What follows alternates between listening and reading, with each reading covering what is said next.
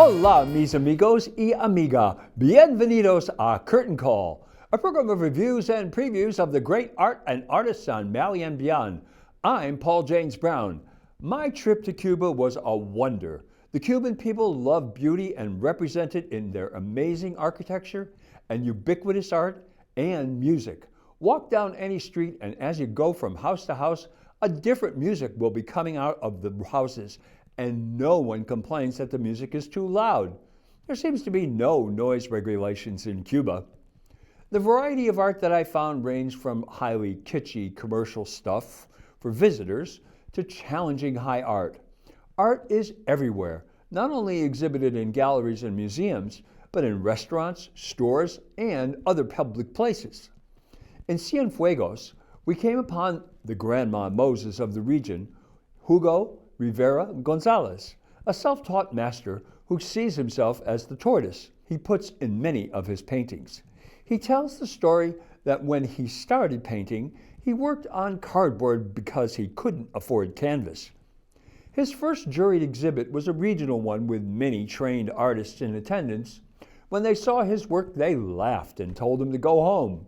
He would never be accepted. When he brought his work before the juror placed all of his work but one on the left and announced he wanted to buy all of them. Leaving empty-handed, the other artist inquired as to what happened, and Senor Gonzalez, not desirous of making them feel bad, told them they had all been purchased. He remembered the tortoise and the hare story and saw in them a metaphor for his life, and ever since then, he has included the tortoise in his work as a representation of himself. His work is at once profound, humorous, and confessional. I found the work of Jesus Rabol in retrospective in a restaurant called Shalom in Cienfuegos. The art curator Claribel Rosales Delgado said about his work more recently, the painter's interest is aroused by an aesthetic discourse consistent with social situations and behaviors that become rugged, such as child violence, gender violence, and other issues that open up a broad perspective to his artistic work. Without a doubt, his success is the result of his constant search, that is, having found the way to simplify the expressive resources to suggest various readings and encourage questions, conjectures, visuals which point to the man, to the human, even when we don't see it in ourselves. Every day in Cienfuegos, where the road has been turned into a pedestrian walkway, there is an outdoor market. Strolling along there were crafts, gifts, leather, clothing, and along the street were galleries. This is Coco, and this is the work I purchased for 50 CUC, about $36.50 in US dollars. As we walked along, we came to a gallery called Art of the Resistance. Outside the gallery was a young man with dreadlocks down to his ankles. He came into the shop and told us he was a graffiti artist who goes by the name of the Tooth Fairy. I asked if I could see his work, and he showed me these maquettes. Here is Atlas carrying the apple symbol instead of the earth. This one depicts our evolution. Here is one that needs no explanation. Here is one that depicts the result of gunfire, and one that looks like a scream, but the letters above inform you of the artist's intent. Next, this one sums up the attitude of the millennials. Then there is this one that suggests what needs to be done. Here is a plea for peace, and these last two are anybody's guess. Finally, we see that the Tooth Fairy has a sardonic wit and an eye for the ladies. In that same gallery was the work of Adrian Alvarez Sanchez. Senor Sanchez works in wire. Here is his interpretation of Bob Marley. The black is wire, giving the work an entirely new dimension. And this portrait of Dali is entirely wire. It's a truly extraordinary work. Here are some interpretations of Edvard Munch you may recognize. Also, there was this pop art of Marilyn Monroe superimposed over the iconic photo of Che Guevara. We left Cienfuegos on my birthday, February 23rd, and returned to Havana.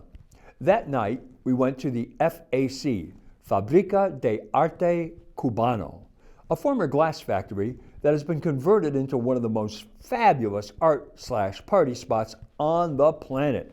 It sports at least 6 bars, 3 performance areas, and thousands of square feet of exhibition space.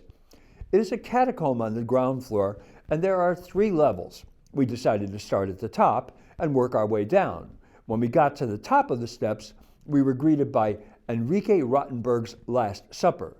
Senor Rottenberg is like Robert Mapplethorpe meets Diane Arbus. He plans his photos meticulously, casts himself, and his exhibit was entitled An Imagen y Semejanza, an image and a feeling. Rottenberg's work is intense, personal, funny, sarcastic, biting, and emotionally engaging. Much of what is of his best work involved nudity and cannot be shown. But his other work in the exhibit spanned nearly a decade. Here is the interpretation of Don Quixote with the artist as Che Guevara. Do you remember this famous painting from 1793 of the murdered Marat in his tub? Here is Rottenberg's interpretation. He calls it Marat's eggs. Most of the works in the show are archival prints on paper, but in 2016, Rottenberg mixed oil painting with photography. The result was what I think is his best work. This one, called Vase Oil, is particularly striking. I also thought this one from that same period was exceptional. He collaborated with the painter Carlos Quintana to come up with this one entitled Rhino versus the Abstract. His earlier work from 2011 was quite humorous, and he wore a costume. This one, called Buy Tricks, made me laugh out loud. Here is another of him with a leopard costume, one entitled Leopoldo. The artist known as Moti, or Yuniel Perez, is doing something I never saw. At first, when you look at her work, it looks like a rather pedestrian portraiture. But a closer look reveals she is painting on screen. This gives her pieces an eerie three-dimensional quality I have never seen before. Finally, we come to what I feel was the most powerful piece I saw in all the time I was in Cuba. The photographer known as Vi has given us 1448 to 2020 ? A digital pigment print. What you say is so powerful about a live naked woman with her back to the camera? Look closer, and you will see the answer. On her back, as if it were whipped into her skin, is the plan for a slave ship. On the top of each leg is the view of the areas looking down from above where the slaves were kept. One clearly sees how the slavers intended to stow their cargo. It's a haunting image of man's inhumanity to man. The question mark after 2020 is curious. Is the artist intimating the return of slavery? Well, let's hope not. On our final day, we went out to Fusterland, an incredible work of mosaic art by Cuba's renowned artist Jose Fuster, who used his entire barrio of High Manitas on the outskirts of Habana to decorate the walls, squares, and 80 houses in unbelievably beautiful mosaics. I barely scratched the surface of Cuban art. I didn't visit the major museums, so I know there is so much more to see and hope to return next year for more exploration. Well, that's Curtain Call for this week. Next week, I'll have a review of Art Mali 2020. Thanks for watching Curtain Call. I'm Paul James Brown. Hasta luego.